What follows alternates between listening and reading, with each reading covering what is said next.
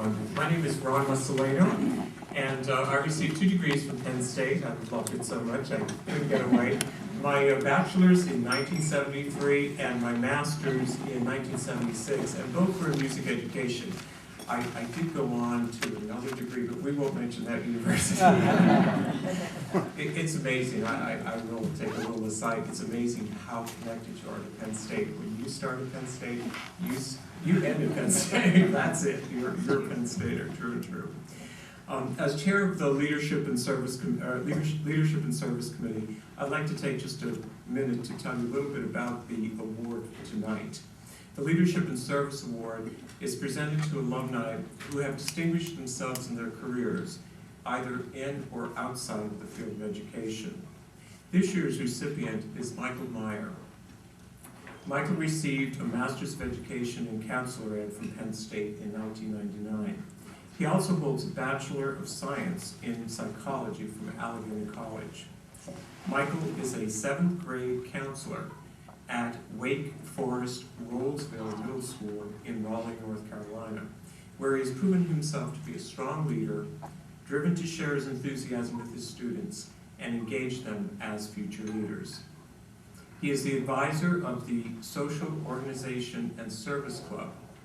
In the club, students learn leadership and responsibility by assuming project management roles, balancing budgets, and soliciting local sponsors. Under Michael's direction, the club implemented projects including a polar bear plunge for Special Olympics, a fun fair for wounded veterans, and an event at Carolina Hurricanes hockey game to raise funds for the permanent memorial of the 9/11 Flight 93 crash in Shanksville, Pennsylvania. Perhaps the most significant accomplishment of the Social Organization Service Club is an annual dance marathon, an event based on Penn State's thon.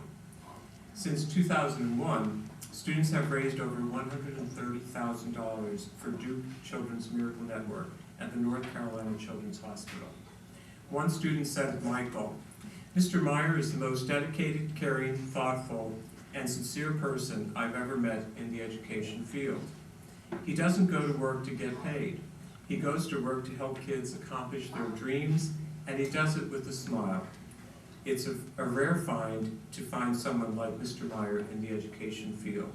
Michael, would you please come forward for your award?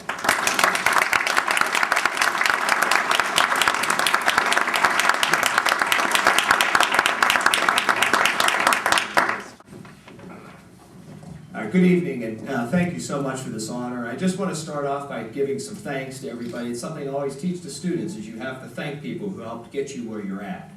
And I first want to thank Kathy Toman, who spoke earlier. She actually nominated me for this award. I want to thank Danielle Sutcherman, who is a student and currently in Boca Raton, Florida, who made that generous comment. Stacy Weddle, my current principal. Retta Burton, flashing photos, my better half. My parents, Bob and Chris, and unfortunately my mom is in Vegas, but I promise it is work-related. Very good family friend, Leroy Straley, who's been a great spiritual assistant for the last several years through some tough times in education, which all educators know we have. And of course, last but not least, the SOS students, or Social Organization and Service Club students, who helped make this award possible. I just want to say a couple things. I grew up, Penn State has been a part of my life since I really even understood what anything was. Growing up with my dad, who's over here, who was a Penn State alum as well. In fact, I remember the last time he picked me up at all. And it's a moment that Joyce Graham probably remembers, our next award winner. Because it was in 1986, after a certain interception by Pete Katopoulos. And I'll never forget, that's the last time my father picked me up. Like the Penn State way, I was actually, I did my master's here, and I was the last person accepted at 4:58 p.m. on the last day of the waiting list. So that seems, that was sort of, that's the Penn State way right there, right? You should have it, and it's just not there yet to the very end. But anyway, to tell you a little bit about what we've done in North Carolina, this started after 9/11. It was a project that kids wanted to do something to give back, and wanted an opportunity to help people. And I'd just gotten down to North Carolina from Penn State, and I threw out the idea of dance marathon. Because my 2 years here, I'd never been so impressed by an event that brought a large community and just united them together for a great cause. And people who even normally don't get along. I mean, you had your college Democrats, your college Republicans on the same floor dancing around together. It was great. And I remember, I said one day I saw Mike the Mailman, Russ Rose, and Joe Paterno. And it was just an incredible feeling. And I just remember thinking to myself just how great this was, an event to bring people together. So we started a dance marathon at the middle school level. And I'm proud to say that you heard it, we've raised $130,000 since that time. We've brought middle school students to 5 Penn State dance marathons from Raleigh, for which they paid their own way to get up here and learn from the best, seriously the best, and also share the Penn State pride. And as an educator, it's been a real honor to be able to figure out a way to work the dance marathon into the curriculum. And there's really a lot of ways to do this. It teaches a lot of real life skills. Kids going out to get sponsors, dressing for success, which a lot of kids don't understand the importance of today, budget management, thanking people, marketing. There's all kinds of things the dance marathon applies to the curriculum. And I'm really happy to say that we started at the middle school gym. In 2 weeks, we're going to PNC Arena, which is the home of the Carolina Hurricanes. They've donated the venue for Dance Marathon when I showed them what has happened at Penn State.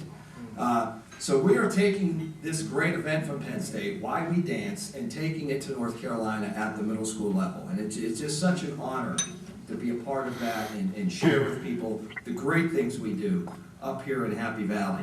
And that's sort of what I want to close on, because in here tonight, these are beacons of light. These are PSU beacons of light.